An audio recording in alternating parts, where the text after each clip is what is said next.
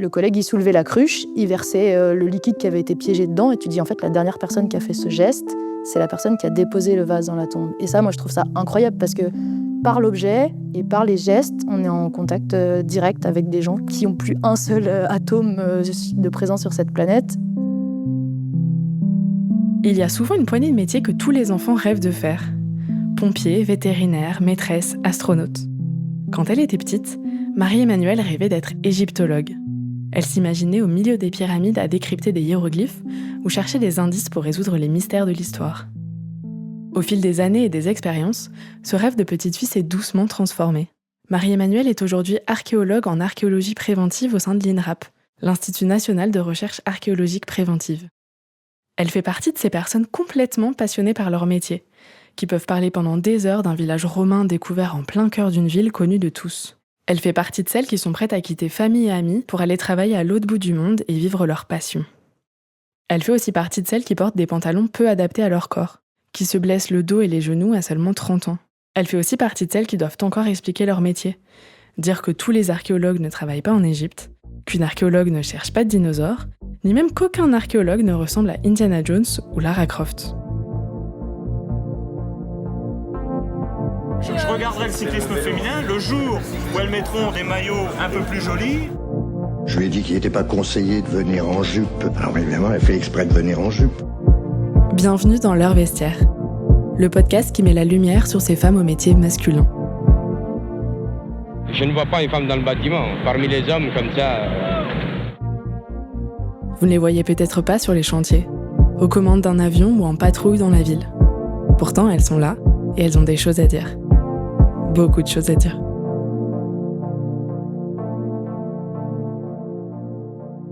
L'INRAP, c'est un institut du ministère de la Culture où il y a 2000 archéologues qui travaillent aujourd'hui. Et ce qu'on fait, c'est de l'archéologie préventive, donc on s'inscrit avant les travaux. On n'intervient pas où on veut, on n'est pas sur de la recherche pure, mais on est là pour documenter les vestiges du passé, parce qu'il va y avoir un projet qui va détruire ces vestiges. Donc on documente et on enregistre avant que commence le projet et dans le cadre du projet. Et tu as aussi une partie dans les bureaux ? Moi, sur mon poste, c'est 2/3, 1/3 du temps, peut-être parfois jusqu'à moitié-moitié. Mais du coup, il y a toute la phase il y a des phases de préparation d'une opération archéologique, évidemment, mais il y a après cette phase à laquelle on pense le plus, en fait, sur laquelle on va collecter des données sur le terrain. Donc, c'est vraiment ce qu'on appelle la fouille. Et après, il y a toute la phase de post-fouille ou d'étude qui commence et qui peut durer parfois aussi longtemps que la phase de terrain, voire plus longtemps, même souvent plus longtemps d'ailleurs, et où on va étudier, reprendre, croiser toutes les données qu'on a collectées sur le terrain.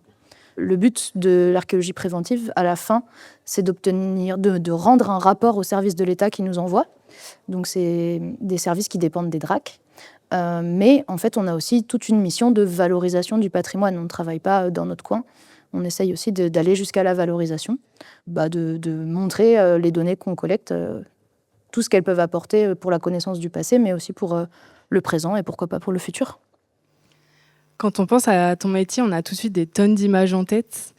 C'était dans le titre Indiana Jones, des aventures extraordinaires en Égypte. Du coup, archéologue dans la vraie vie, c'est pas ça ? Moi, j'aime bien cette question parce que non, c'est pas ça mon métier, mais c'est très drôle parce que j'ai un profil qui correspond plutôt pas mal à la question. J'ai un diplôme en égyptologie à la base, ce qui est le cas de plein d'autres de mes collègues. Souvent, l'égyptologie, c'est plus difficile de continuer dans une thèse. Donc moi, j'ai un master. Et puis après, on réfléchit, qu'est-ce que je veux faire ? L'égyptologie, c'est pas que de l'archéologie. Et du coup, moi, j'ai continué avec un autre master plus spécialisé sur l'archéologie. Et donc, je suis arrivée en archéologie préventive après mes études. C'était pas forcément le débouché que j'imaginais. Mais du coup, ce qui est intéressant, c'est que on nous imagine comme des Indiana Jones, mais non, en fait. On est des Indiana Jones déguisés en BTP, en fait, ça, on pourrait dire oui. Et puis surtout, il y a un truc qu'il faut dire sur Indiana Jones, mais on en reparlera peut-être, c'est que c'est pas un archéologue, Indiana Jones. C'est un pilleur de tombes. Il ne fait pas de science. Je suis une scientifique. J'essaye d'être une scientifique. J'ai une démarche scientifique et on essaye vraiment de collecter des données aussi pour qu'elles soient pérennes dans le temps. Alors ça pose plein de questions et c'est pas forcément une démarche qui est toujours... On essaye de se poser la question, on essaye de pérenniser les données qu'on collecte. Mais c'est une farandole de questions terribles, mais les questions de la conservation des formats numériques, de la question de nos notes, comment on les conserve dans le temps, de qui conserve, tout ça, c'est plein de questions que les services de l'État qui nous envoient, donc le ministère de la Culture, et puis nous, on se pose, mais on a une démarche scientifique. Et voilà, j'ai pas de fouet, je fouille pas en short. Les chapeaux, à la rigueur, on peut avoir, mais pas tout le temps. Mais du coup, est-ce que tu aurais une idée d'un film ou d'une fiction où il y aurait une femme qui soit bien représentée, ou en tout cas même juste un film, une fiction où ton métier est bien représenté? En y réfléchissant, moi je trouve ça très compliqué. Déjà, je pense, archéologue en archéologie préventive, il n'y a pas. Que ce soit homme ou femme, à l'heure actuelle, je ne vois pas de représentation. Là, récemment, l'INRAP a fait une collaboration que je trouve intéressante et à laquelle je réfléchissais quand je préparais le podcast. L'archéologie, en fait, a servi de décor, enfin de toile de fond pour un animé, enfin un dessin animé plutôt, un film qui s'appelle Le secret des mésanges. Alors, je ne l'ai pas vu, mais je trouve ça déjà intéressant de dire aujourd'hui, le sujet du film n'est pas l'archéologie, mais il peut y avoir une toile de fond qui sont les archéologues. À voir ce que ça donne comme représentation, mais voilà. L'INRAP est partenaire, donc il y a des collègues qui ont été associés au montage du film. Ils sont venus, l'équipe du film est venue sur le terrain, ça j'avais vu. Je trouve que c'est peut-être une avancée dans la démarche de valorisation de l'archéologie préventive qui est la nôtre. En tout cas, il y a déjà des choses comme ça qui se font. Et après, moi je pensais à Xena la guerrière. J'ai des amies étudiantes, en tout cas elles aimaient beaucoup cette série. Et puis sinon c'est, comment elle s'appelle ? C'est Lara Croft en fait. Mais je ne fouille pas en short. Non, ça véhicule quand même plein de choses, c'est extrêmement sexualisé comme image. Les gens qui s'intéressent à Lara Croft s'intéressent pas souvent à l'archéologie, je trouve. Ils s'intéressent à son physique et voilà, les aventures oui, qu'elle peut vivre. Bon. Mais hors de ces deux personnages, je vois pas. Donc les références et les représentations restent largement à trouver. Voilà. Alors, pour se faire une meilleure idée de ton métier et quitter Indiana Jones, est-ce que tu pourrais nous raconter un de tes meilleurs souvenirs qui est lié à ton métier, que ce soit un super beau chantier, une anecdote entre collègues, une découverte incroyable? En fait, c'est dur de choisir parce qu'il y en a plein. J'ai eu la chance de faire des très très beaux chantiers. Bon, par exemple, je travaille en Île-de-France, donc j'ai eu la chance de participer au chantier de Notre-Dame de Paris. C'est des chantiers, on en a quelques-uns dans une vie d'archéologue, parce que, on y reviendra aussi, on n'est pas tout seul, que la dimension du monument sur lequel on travaille, elle est incroyable. Et du coup, ça déjà, de toute façon, travailler sur un monument comme ça, c'est des souvenirs tout le temps. Et après, en fait, il y a des petits chantiers, des choses qui seront moins médiatisées, mais qui vont être importantes pour plein de raisons. Il y a toujours, en fait, une anecdote qui reste d'un chantier. Et surtout, moi, j'aime bien dire l'archéologie, c'est un sport d'équipe. Ça fait un peu moins cliché peut-être que dire c'est une aventure humaine. Mais souvent, en fait, ce qui reste, c'est les souvenirs d'équipe. Ce qui fait que quand parfois on a des conditions de travail qui peuvent se dégrader, qui peuvent être difficiles, un chantier très long, alors on en fait de moins en moins des chantiers très longs, mais moi, le plus long que j'ai fait, ça doit être 1 an et demi. Il y a une routine, mais il y a aussi des difficultés, il y a des tensions dans l'équipe. Et en fait, ce qui va faire que le chantier restera un bon souvenir, c'est la façon dont on se traite en tant qu'équipe, la façon dont on vit des moments collectifs. Et en fait, en archéologie, c'est génial. On en a beaucoup. Et souvent, on est un métier avec un sacré esprit de camaraderie et d'équipe. Et ça fait partie des raisons pour lesquelles j'aime mon métier. Tu veux quand même que je donne une anecdote ? Ouais. En vrai, c'est celle que j'aime bien raconter, mais ce côté voyage spatio-temporel que tu fais avec l'archéologie tout le temps, c'était dans mes tout premiers chantiers, donc j'avais encore beaucoup de pression en mode il faut faire bien. On fouillait des tombes de l'époque mérovingienne, donc grossièrement, c'est l'époque de Clovis. Et en fait, on fouillait des tombes, donc on n'avait plus les corps, parce qu'on était dans un endroit où ils disparaissaient, ils avaient déjà été décomposés. On avait l'architecture des tombes en planches de bois, et on avait surtout les objets. En fait, à la période mérovingienne, il y a plein de très beaux objets. Notamment, on avait des vases entiers. Moi, c'était la première fois que je voyais des vases entiers. Donc, ils étaient déposés dans les tombes au moment de la mort.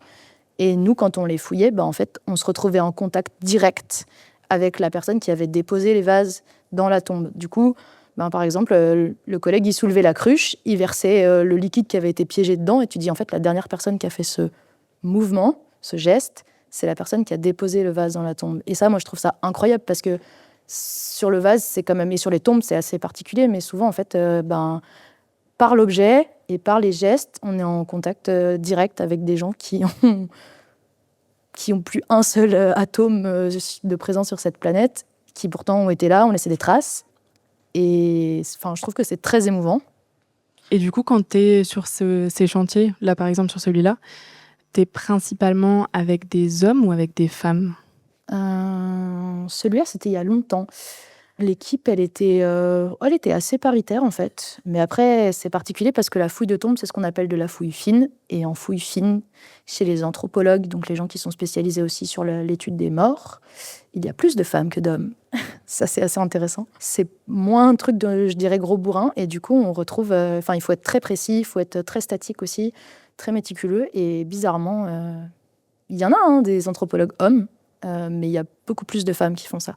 On est un métier qui, en fait, est récent. C'est-à-dire que l'archéologie préventive, la loi, c'est une 30aine d'années maintenant, et une 20aine d'années avec le fonctionnement actuel. Et du coup, c'était beaucoup des hommes au début, mais je trouve que ça tend à s'équilibrer, en fait, de plus en plus.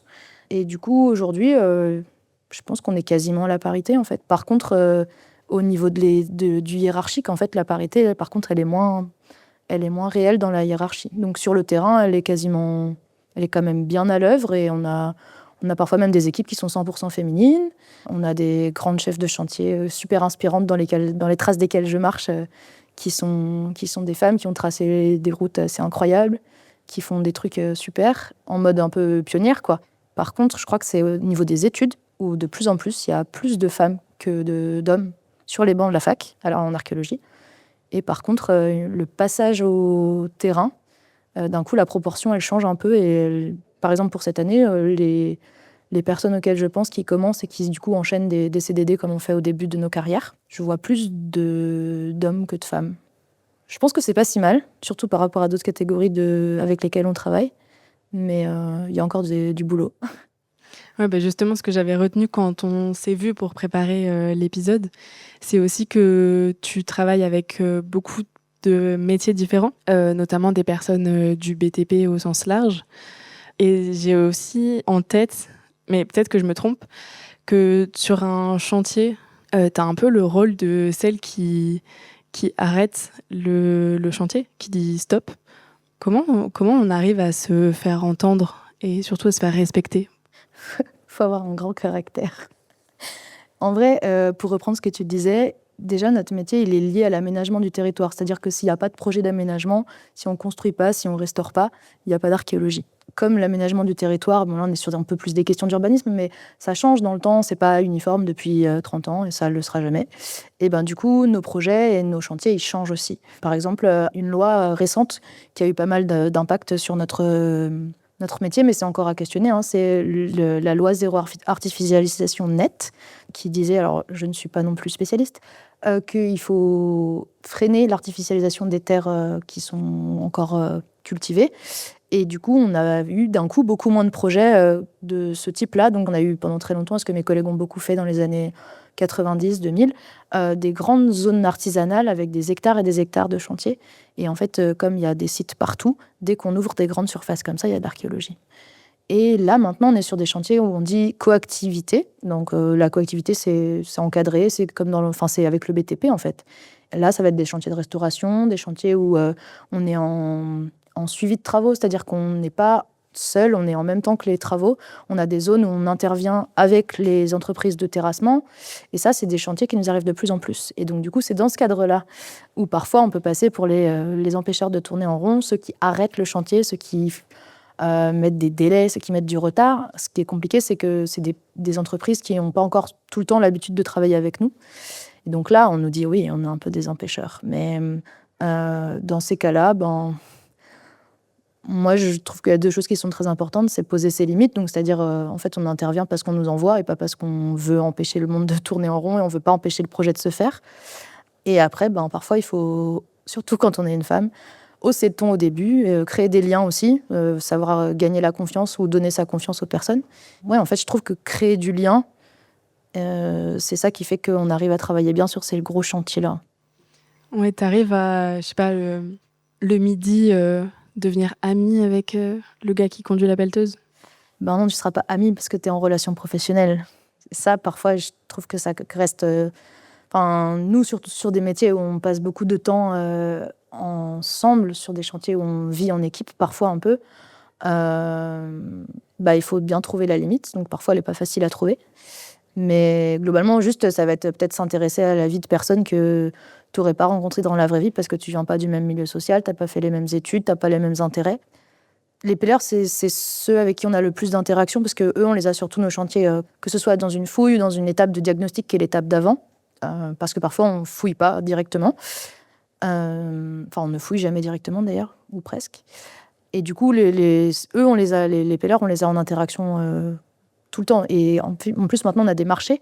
Donc, du coup, c'est des gens qui sont dans des boîtes qui font que de l'archéologie.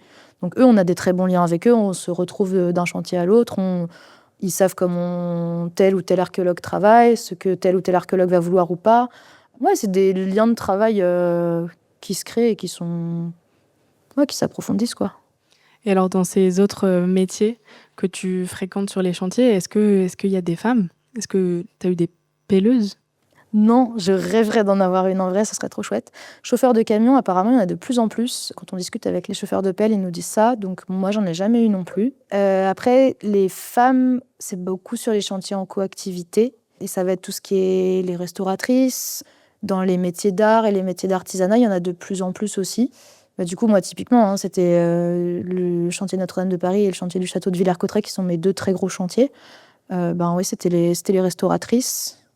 Donc, en fait, il y en a en proportion, c'est pas beaucoup. Et puis, souvent, elles n'interviennent pas au même moment du chantier que nous. Donc, on les croise peu. Et nous, c'est sûr qu'on dénote, en fait, par rapport sur les 2 châteaux, là. Les 2 châteaux, le château de Villers-Cotterêts et puis Notre-Dame de Paris. En fait, les archéologues étaient repérés pour être des équipes très féminines. Et donc, on nous reconnaissait et on était presque un peu emblématiques pour ça, quoi. Bon, et alors, comment est-ce que tu t'habilles pour fouiller? J'imagine que, comme je disais tout à l'heure, pour me baisser, me relever, me baisser, tu as des pantalons adaptés pour t'agenouiller? De toute façon, ouais, on a une tenue de travail déjà. En fait, il y a le côté pratique et le côté hygiène et sécurité. Donc déjà, on reprend le « je ne fouille pas en short », mais on fouille en pantalon de travail et en chaussures de sécurité. Le pantalon de travail, à l'INRAP, il est beige, avec des genouillères, des empiècements sur les genoux qui sont soit beiges, soit noirs. Du coup, même par rapport à d'autres corps de métier, c'est assez caractéristique. Et après, en haut, c'est un t-shirt blanc, manches longues. Pourquoi ? Parce que quand on fouille l'été, on craint un peu les UV, donc on n'est pas obligé de les porter, ces t-shirts. Donc il y a des collègues qui fouillent en manches courtes. Mais moi, je me suis rendu compte sur mes premières années que le soleil, en fait, ça tape, ça brûle, et que quand tu passes ton temps sur les chantiers, c'est quand même pas mal de se protéger. Et puis une veste, donc au-dessus on a de la haute visibilité, en fait, donc chasuble ou baudrier, on a une veste ou une parka, donc orange fluo avec des bandes haute visibilité. Et puis alors quand il y a l'appel, on est tenu d'avoir un casque. Sur un chantier archéologique entre guillemets normal, on a le casque que quand il y a l'appel, et c'est pas la plupart du temps. Donc il y a aussi plein de moments où on n'a pas le casque, mais sur un chantier en coactivité, par contre, tout le temps, casque. Et avec parfois des protections qui peuvent être en plus adaptées, donc des coquilles pour protéger les oreilles, des lunettes ou des visières pour protéger les yeux s'il y a de la poussière ou des choses comme ça. Et puis les gants. Donc l'hiver, ils vont être plus épais, l'été, plus fins, mais en fait, on se protège aussi les mains. Je pense que j'ai fait le tour, c'est pas mal déjà. Oui.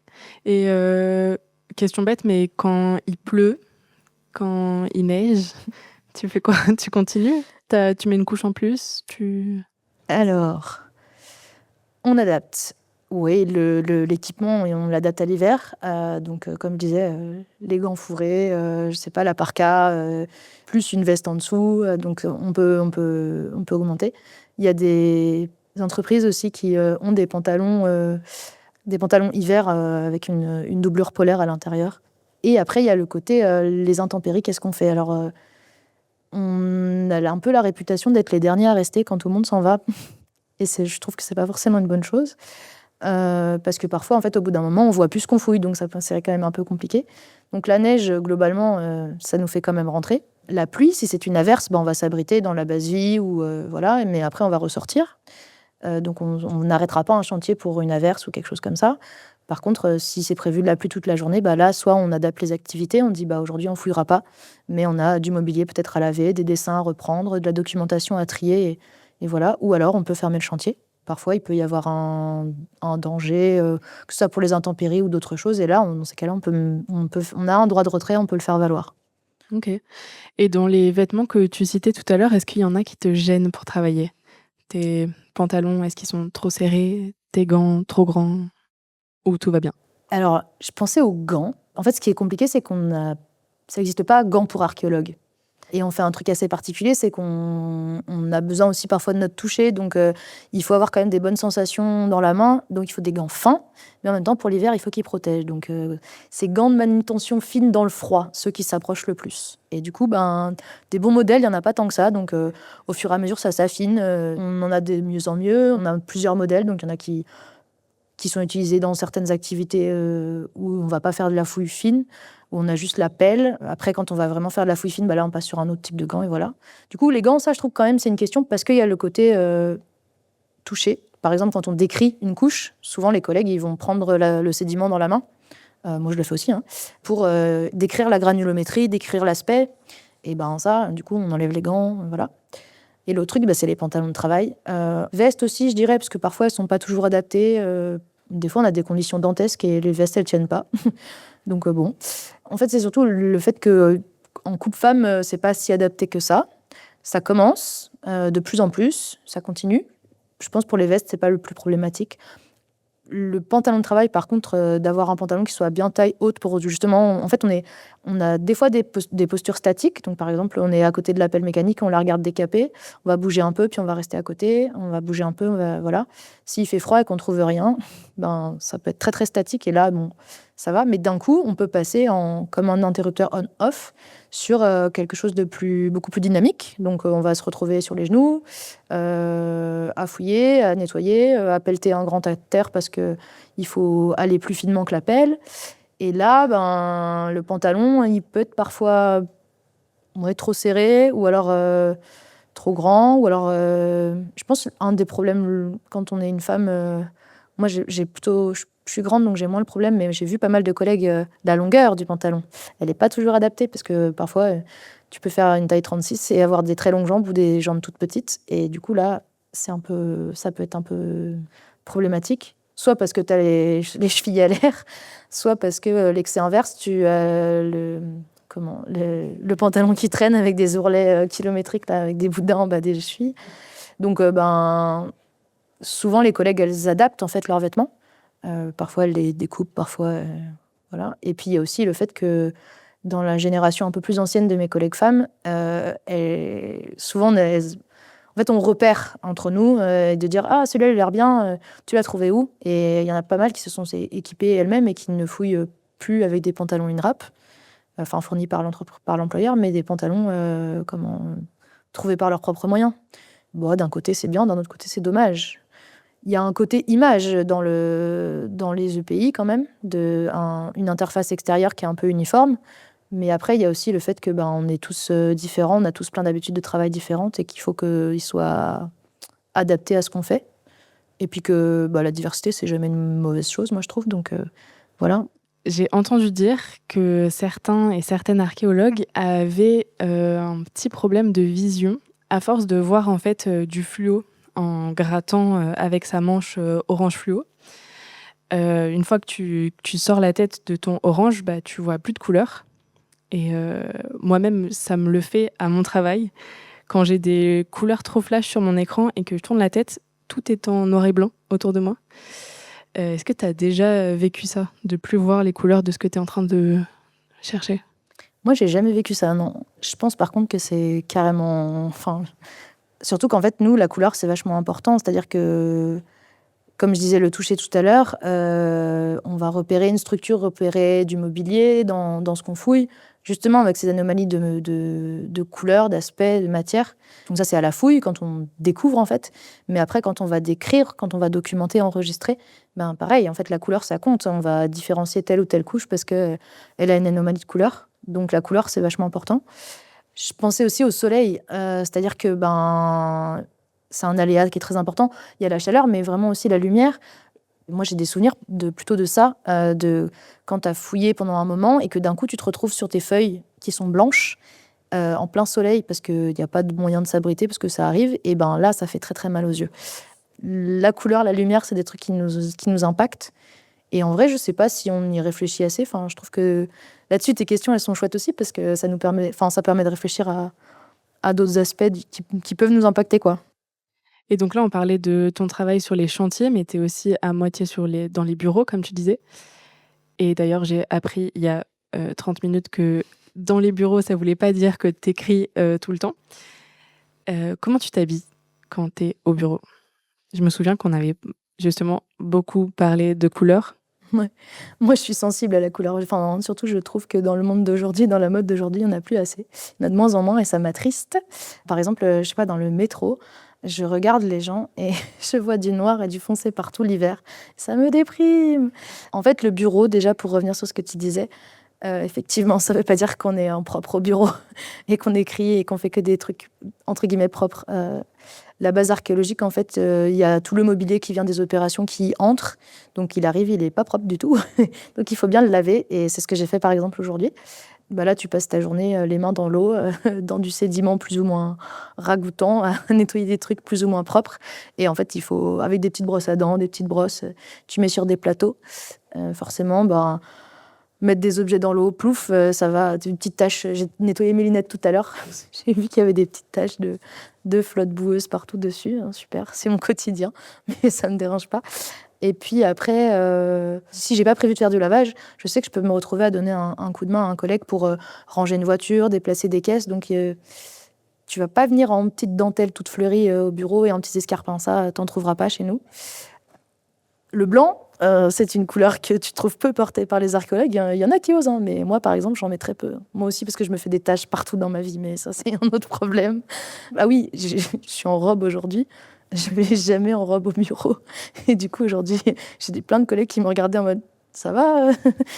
Parce qu'ils n'ont pas... Enfin, pas forcément parce que c'est inadapté, mais parce qu'ils n'ont pas l'habitude de me voir comme ça. Donc, ouais, voilà. Et du coup, d'un point de vue uniquement vestimentaire, tu préfères être au bureau ou sur un chantier? Ce que je veux dire, c'est pas... Est-ce que c'est agréable de ne pas réfléchir à ce que tu vas mettre le matin? En vrai, il y a un truc qui change toujours et qui fait que tu es toujours obligé de penser à ce que tu vas mettre dans la journée, c'est la météo. Et le fait que, de toute façon, tu n'arrives pas sur le chantier changé, tu as des vestiaires la plupart du temps. Et du coup, tu as quand même une tenue...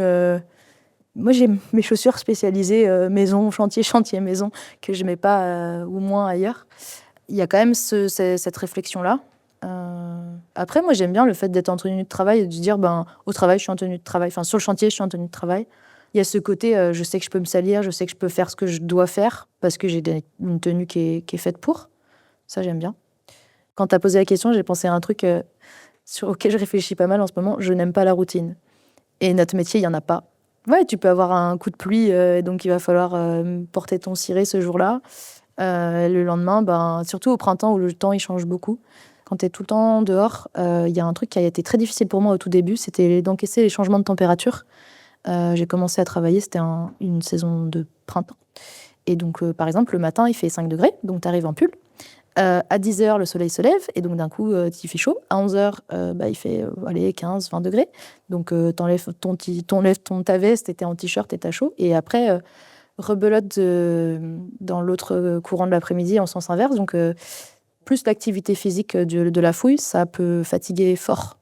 Il faut s'habituer. En fait, on mesure pas forcément la fatigue que ça procure. Donc, ouais, le fait d'avoir des vêtements adaptés à la température et à la météo, ça, c'est vachement important.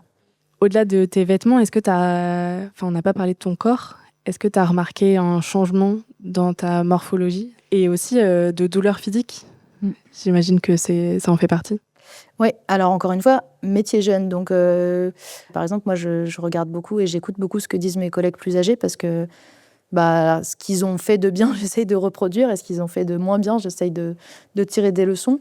On a un métier qui casse quand on ne fait pas attention. C'est-à-dire qu'on aurait besoin de porter tout le temps des genouillères. Mais comme on est aussi beaucoup en mouvement, on ne les porte pas tout le temps. Et moi, je vois déjà à mon âge que mes genoux, ils ne sont pas en si bon état que ça. J'ai pas mal de collègues qui ont des problèmes aux articulations, donc ça va être genoux, hanches, coudes, les poignets.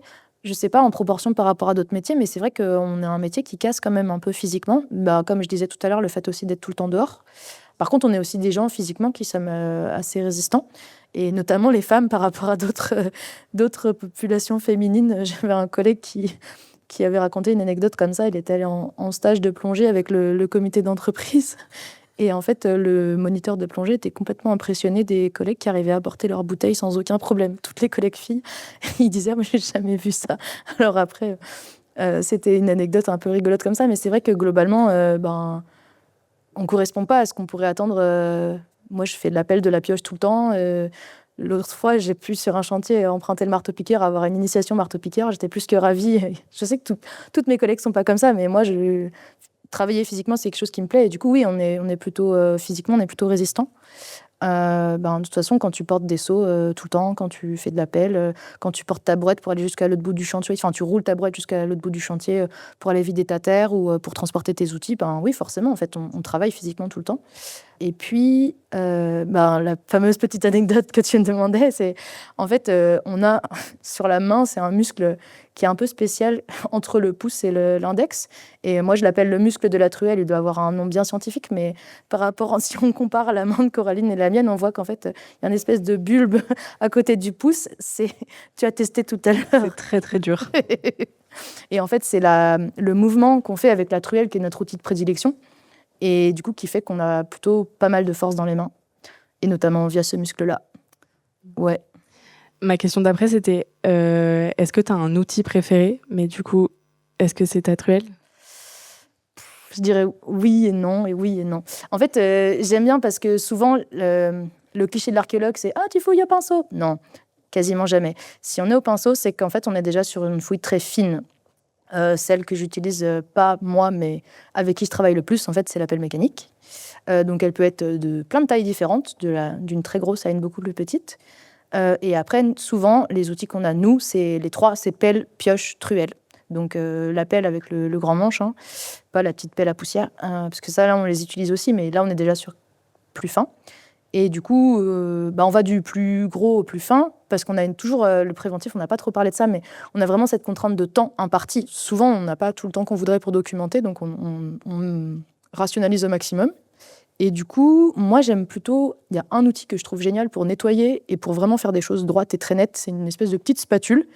Et je sais qu'on est quasiment les seuls à les utiliser parce que quand j'ai travaillé avec des collègues du BTP, quand ils voyaient nos spatules, ils disaient « Ah, ça, c'est trop bien pour faire les joints ». On disait « Vous n'avez pas ça, vous ?» Ils disaient « Non, non, non, non, non ». Et petite anecdote assez drôle, c'est qu'à la fin du chantier, cette fois-là, on a fait une commande de spatules pour certains avec qui on avait tissé une relation un peu plus proche, avec qui on s'entendait mieux. Et ils étaient tous hyper touchés déjà, parce que c'est un autre aspect, mais l'esprit de camaraderie qu'il y a chez les archéologues, moi j'ai observé qu'on ne l'a pas tout le temps en BTP, et parfois ils sont très durs entre eux. Mais du coup, ouais, ils étaient surtout assez impressionnés de voir cette petite spatule. Donc moi, c'est plutôt celle-là, mon outil préféré, c'est la spatule avec laquelle tu nettoies.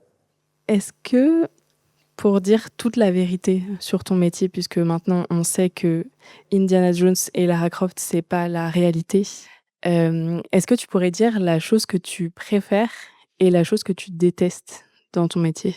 En fait, j'aime mon métier. Donc déteste, j'ai réfléchi à la question tout à l'heure et je réfléchissais encore, et compliqué de trouver.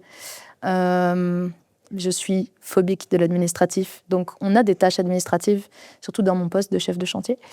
Et ça, forcément, j'aime moins. Après, chose préférée, du coup, en vrai, le fait qu'il n'y ait pas de routine, je trouve ça vraiment super chouette. Et le fait d'être aussi en intérieur et en extérieur. Le fait de varier, ça, j'aime bien.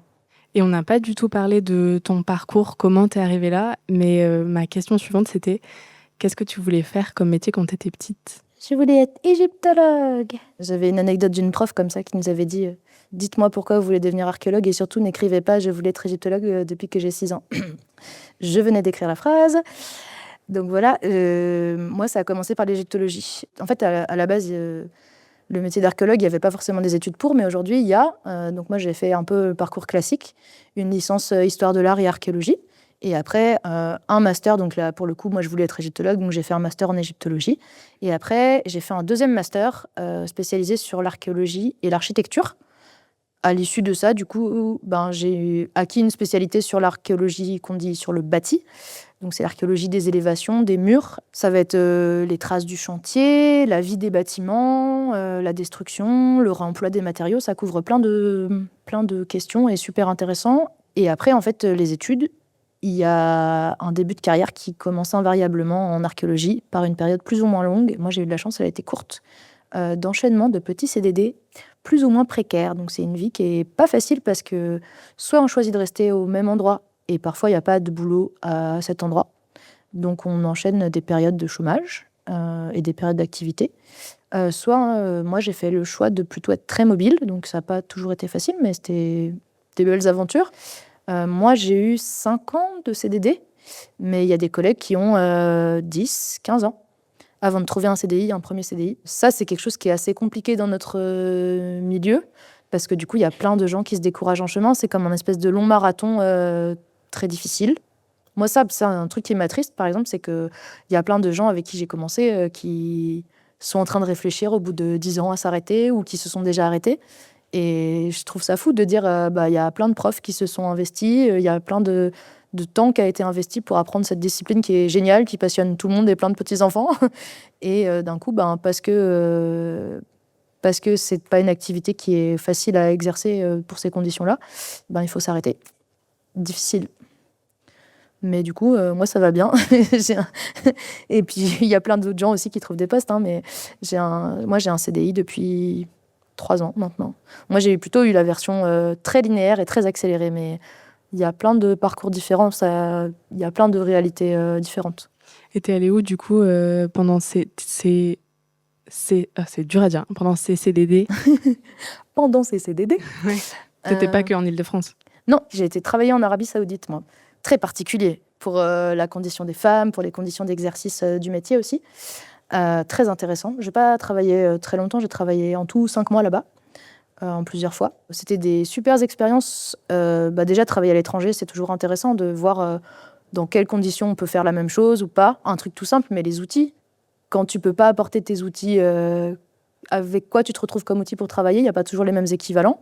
Le vêtement, ça c'est sûr que c'était une vraie question, parce qu'il y a un de mes employeurs qui nous demandait de porter ce qu'on appelle l'abaya, donc un manteau, voilà. Mais du coup, c'était quand est-ce qu'on le porte? Est-ce qu'on le porte qu'à l'extérieur? Est-ce qu'on doit aussi le porter sur le chantier? Donc au début, il y avait tout plein de questions.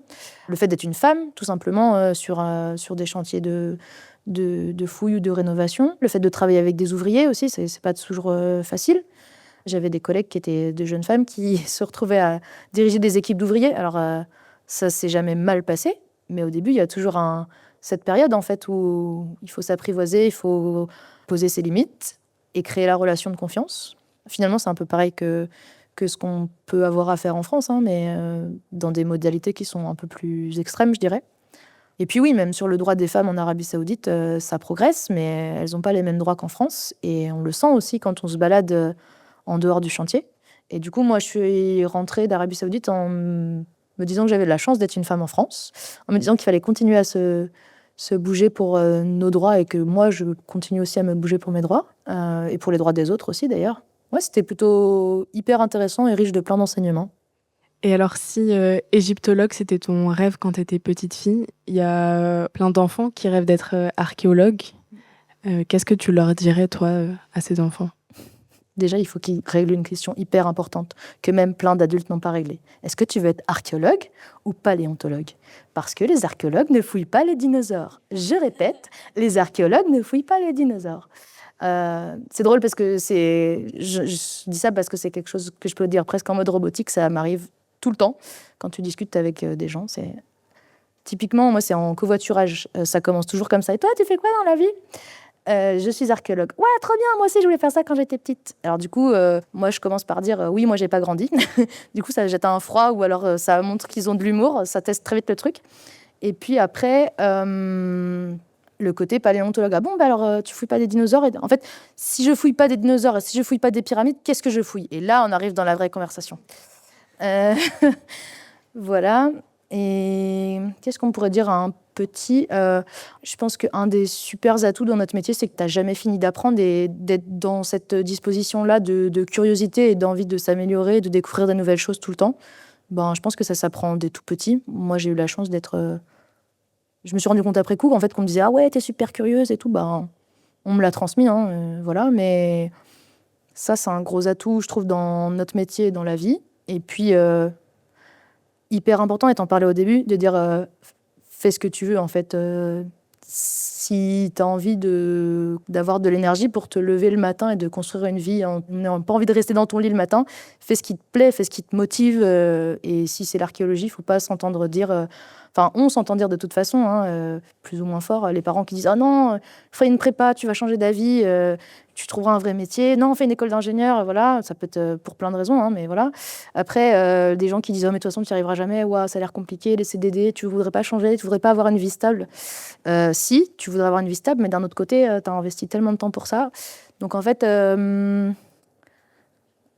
petit, moi je dirais, toujours continuer à apprendre, à découvrir, à se poser des questions. Et c'est possible, on peut y arriver. Il faut faire ce que tu veux, ce que tu as envie et pas ce qu'on te dit de faire. Je pense que c'est bien comme mot de la fin. Merci beaucoup, Marie-Emmanuelle. Avec plaisir, merci à toi, c'était trop bien.